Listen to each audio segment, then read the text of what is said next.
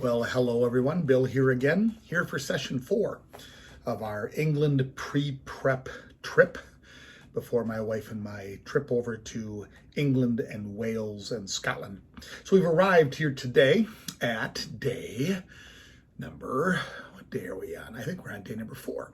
Day number 4, when I went, last time I was over in England and in Bath in particular, I stayed at the same hotel.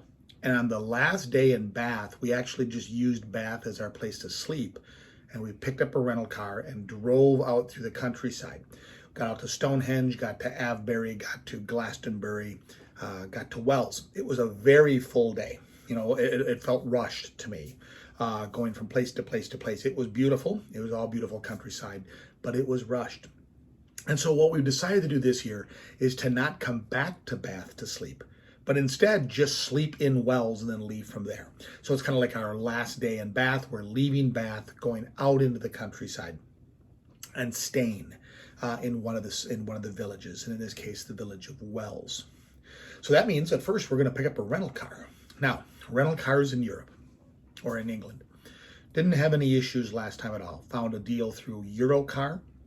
A couple of things Americans need to know. If you're, not all of us on this video are going to be American watching this, but for the Americans that are, we drive, the English drive on the other side of the road and they drive on the other side of the car.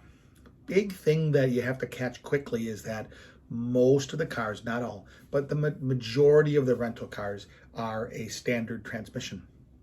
And so if you aren't used to driving a stick, that'd be a problem. But even if you are comfortable, or at least you grew up like I did. I grew up driving a stick.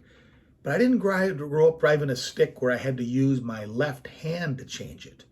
I changed with my right hand, as Americans drive on the left side of the car. And so when you had it on the other side, that was an issue. So I got an automatic transmission. It costs a little bit more money. Here in the States, it's almost, you can't find a standards anywhere. Over in Europe and in England, it's mostly going to be standard, and you have to ask for and reserve the automatic transmission. You're certainly going to see smaller cars, and you're going to want a smaller car. Parking is a challenge in many of the villages, and so you don't want some big Yukon Denali beast like I drive here. You're going to want something that's smaller. And so for my wife and I, we got a 4-door sedan, which is a large car there, but a car. We'll pick it up at 10 o'clock or so in the morning, and then we'll leave out from there.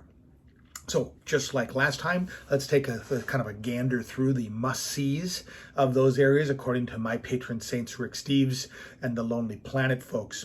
Well, in the Avebury, so here's what we're going to do. We're not going to go to Stonehenge. Now, Stonehenge is a must-see. If you haven't seen Stonehenge, you will be disappointed if you didn't see Stonehenge. At least you would be disappointed if you were a geek like me. But my wife has absolutely no interest in seeing Stonehenge. And I saw Stonehenge before. Now, Stonehenge, you can be cynical and you can be kind of a cynic and roll your eyes. It is a little bit Disneyland. When you come up to it, they make you walk around it clockwise. And how many different pictures can you take of Stonehenge that looks different from the picture you took 30 seconds ago? You're just walking around in a circle. But with that being said, it's a mystical, magical place, and you should go. But my wife doesn't want to go. And I was just there in August of the year before, so we're not going to go. I am going to take her, though, to Avebury. Now, Avebury is one of the largest stone circles in the world, and it's arguably 3,000 years older than Stonehenge. So it's a much older one. The stones are not cut like at Stonehenge. There's no cross linteling on the stone. That's what makes Stonehenge unique, is the carving of the stones and the cross. Versus in Avebury, they're much older. So they're much more just our big rocks tilted up in fields. But the circle is so large that the actual village of Avebury is partially found inside the circle. And I think that's pretty cool. Nice parking lot. For about £10, you can go and wander around this place. There's a neat little pub in the middle of it, a red light that we'll talk about in a couple of seconds. But we're going to go to Avebury. And then from Avebury, we're going to go over to Glastonbury for its abbey and other things. And then we're going to finish up in Wells for its cathedral. It's one of the smaller walled cities inside of England, and if we get lucky, there'll be an evensong that we can listen to.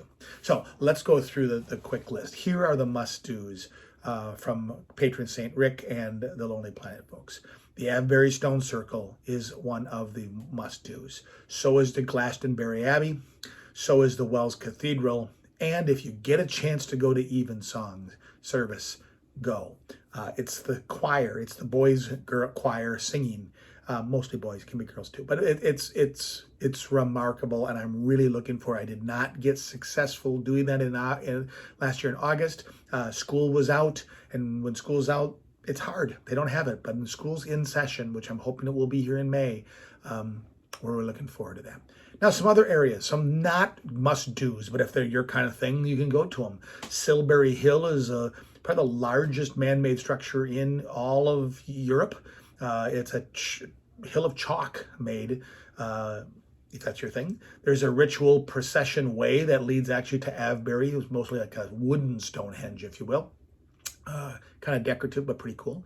There's a manor in Avebury you can visit.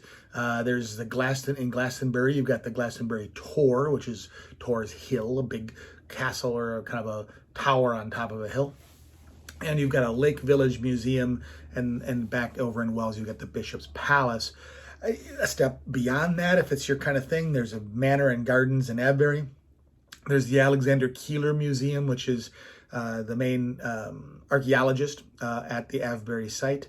Bishop's Palace in Wells, and the Wookey Hole and the Vicar's Close, also just outside or inside of Wells. So again, we're going to be driving all day. It's going to be a beautiful, I mean, each of these things are about 30 to 50 minutes apart. So imagine going to Avebury, touring the thing, walking around, getting a feel for the place, having a bite to eat, driving to the next place, do the same thing, drive to the last place, have dinner. That's the kind of the idea. So those are the places we're going to be in. Wells just happened to be the place at the end. There wasn't a tremendous amount of places to stay in Wells. There are some, and if I was looking again from the patron saints, there is one that is like Lonely Planet was all over the Baddington House. I think I said that right, the Baddington House. Looked at it, just didn't call to me, and so we're going to stay at the Swan Hotel, which was suggested by St. Rick. Now, it's a Best Western plus. Best Western, perfectly fine, I'm sure. I saw it, or at least I remember seeing it. It's right outside the gate, and it looked nice. So I'm hopeful that that's a very nice place. So we're going to stay at the Swan Hotel. Now, food-wise, there is no eat well or eating well places here. Not to say that there's not perfectly good restaurants, but not the kind of I'd say chef-inspired type of locations. Not like Bath, where there was quite a few of them, and it was really hard to just choose a couple, three. You could have eaten there for 10 days or 5 days and eaten someplace different every night. But no, there's none. But there is some excellent eating grub or pub food, some outstanding. I mentioned earlier in Avebury, the Red Lion. Red Lions are like an institution throughout England, and it's right in the middle of the circle. This is where you're going to go get a fish sandwich, a good pint, indoor, outdoor, a good fireplace inside if it's chilly. It's going to be that quintessential type of a pub feel. Also, there's a place called the George and Pilgrim Hotel that has supposedly a fantastic pub with some fantastic pub food itself. Looking forward to maybe stopping there for a pint through the Glastonbury area.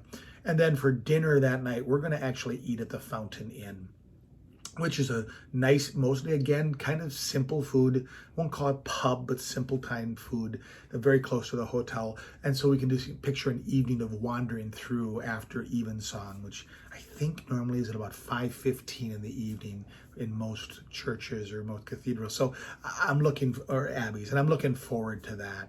And then a wander through the village of Wells as we get done. So this will be our first time. So Bath was the picture postcard of the medieval type of a place, and this I'm really hopeful that my wife just really embraces this countryside, the Salisbury Plain where Stonehenge and these stone circles tend to congregate in this part of England. Very flat, but very picturesque and very pretty. And so kind of a casual day, getting used to driving. She'll get a little bit of M feeling. I'll kind of wrap up for the driving people. People a little freaked out about it. It's not horrible. The English system goes from an M system and then an A, B, and C road. M's are your interstate highway systems. If I'm on the M4 in this area, you're going to feel just like you're on a major interstate highway system in the United States. There'll be 4 or 6 lanes, 3, 3, 2, 2. Again, opposite side of the highway than you're used to. And when you're driving, you will stay in the left lane unless you're passing, and then you'll pass in the right lane. If you just hang out in the right lane, you're going to get yelled at, destroyed by somebody who comes up behind you and flashes lights. You're going to want to stay in the left lane. And from there, you go down to the A's. A's are major roads as well, sometimes 4 lanes, sometimes 2. This is where you're going to see a lot of roundabouts, and roundabouts, you just get used to them once and you'll be fine. And then down to the B's and the C's. Now, when you get down to the C's, sometimes those are the ones you have to stop and back up to let somebody pass. It may not be 2 full lanes, but it's a delightful experience, because after today, our next session will be into the Cotswolds, and that is something very, very, very special. So, hope that gives you an idea. Look at the post up below. I'll put all this information there. So if you want to go do some hunting around, you certainly can too. And we look forward to seeing you next time when we break down our days in the Cotswolds. Until then.